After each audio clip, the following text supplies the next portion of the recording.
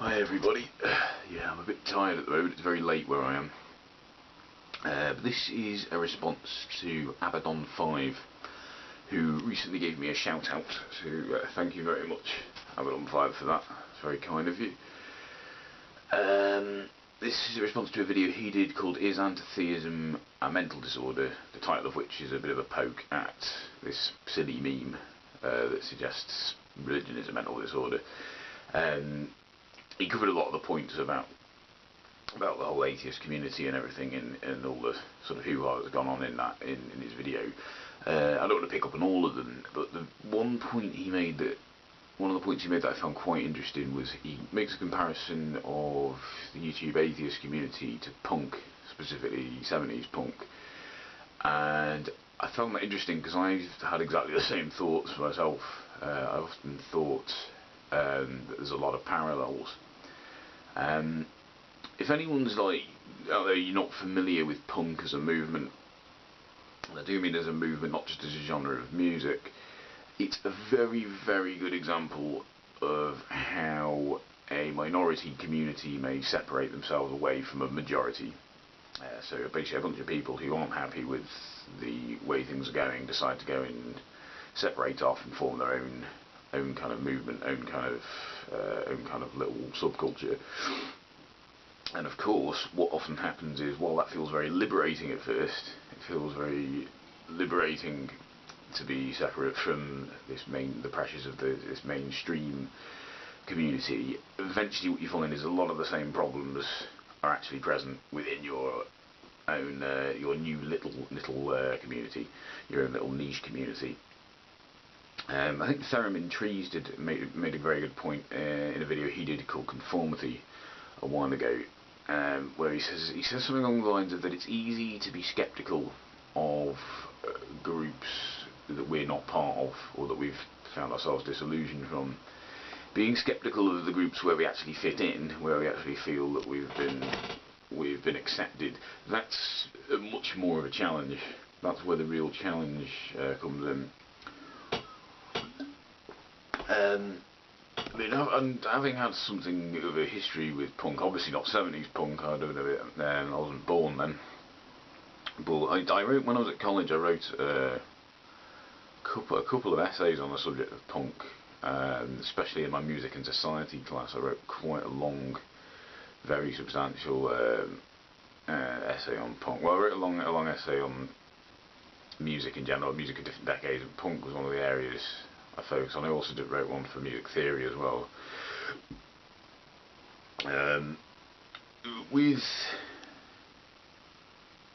With a movement like punk, it wasn't just a musical movement. It was a movement that encapsulated fashion as well. Vivienne Westwood was a hugely influential designer involved with it, and also there was art as well, art in general. You get sort of punk art as well. But that was the problem. I think it happened very quickly. Punk as a movement, particularly in the 70s, the sort of late 70s UK, it happened very quickly. And it was very exciting, I suppose, for a lot of the people involved in it. All sorts of stuff was happening, and everyone was all excited about getting involved. But the trouble is, because it happened so quickly, a lot of people weren't sure where they were going to go. They achieved quite a lot very quickly, but then they were sure, where do we go from here? They hadn't really got a plan of action. You know, they'd got the attention of people, they'd got, they'd shaken the establishment up a bit, but where were they going to go? And they found, of course, that a lot of them didn't have the same ideas, the same tenets. Some of them were quite keen to appear on things like Top of the Pops and so on. The Sex Pistols were quite happy to do that. They thought it was a great idea. The Clash didn't think it was a good idea. They didn't want to associate themselves with something mainstream like that. I think John Lydon ended up saying that, punks very quickly became everything they hated. They became not accepting of anyone other than their own kind, and they just became closed-minded. They started doing all the same things that behaving in all the same ways which had driven them away from the mainstream, if you like. It sort of seems that sort of thing sort of seems obvious, but I think if you're looking outside of punk, people kind of get that, but when you're actually doing your own little punk thing, When you're part of a community that separates away from the mainstream, you might not realise it happening. Other point I wanted to mention here: some people are only happy when they've got something to fight against, because they're just naturally scrappers. They want to have something to rebel against and to fight against, and when that starts to diminish, when they start winning, they can feel a little bit lost. You know, their role is now gone. They just don't seem to be able to fit in, find something to do with themselves. When the Roman Empire apparently was at its strongest, it was at its strongest when it was being opposed by other people, when it was at war with other people. After it had won a lot of these wars, it's kind of what's led to its downfall. When it didn't have something to focus its aggression against, to focus itself against, it just didn't have much strength to it. I think that's what's known as logic of empire.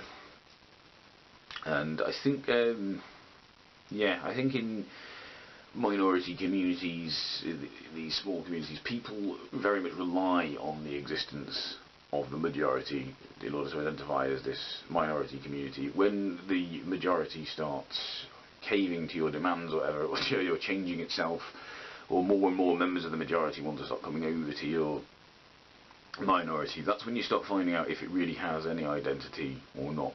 You know, the more popular your little group becomes, the more you start realising, you know, does it have identity? Some people don't want these new people to come along. They don't want to go from being a minority to being a majority, because if they start becoming a majority, they lose that opportunity to fight quite so much. Their desire to fight isn't going to be sated quite so easily, because there isn't as much of an adversary out there anymore. So for those sort of reasons, I think punk is a really good example of how a minority group, if you like, a minority little society can end up thinking. They can start off thinking they've got an identity, but what we find is their identity is entirely based around being a minority. And that's when, with punks, they start complaining about bands signing to major labels, or they start complaining about bands wanting to dress in certain ways, or people listening to the music wanting to dress certain ways. And of course you start hearing these terms like, oh, this person's not a proper punk, these guys aren't proper punks. They're not proper punks because they're on a major label. And they're not proper punks because they've done a couple of songs on acoustic guitars. They're not proper punks because one of them listens to ABBA. You know, that's the sort of thing you start getting from people, and that's our classic no true Scotsman fallacy, isn't it? We don't get to really say people aren't true punks just because they happen to be doing something with punk that we don't like. And in the days, you know, in my life, I've hung around with certain people who consider themselves to be punks, and I've had this no true punk thing thrown at me. What I found odd as well is, of all the people in these groups, I've had this directed at me because I might maybe listen to music that might be on major labels. I listen to some bands that are on major labels if I think they're good, if I think they're making a good point. Also, though, I was probably one of the only people I know who was really getting actively involved in any of the politics of this. You know, there's certain products I won't buy, for example, if I don't like the way the company treats its workers, or if I don't like the way they treat animals, I won't buy products from them. You know, I like to try and actually be a bit proactive. I don't just want to listen to songs about fighting the establishment. You know, I actually want to try and make some difference, even if it's only as one person.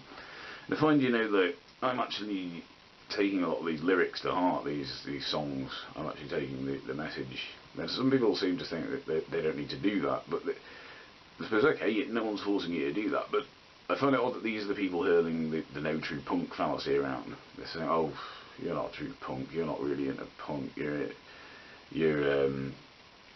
you know, you're just on this bandwagon. But I think, well, if there's any point to punk at all, if it has any kind of message, I seem to be a lot more receptive to it. I seem to want to be hearing it, and I seem to actually want to be, you know, allowing it to affect my life a bit more.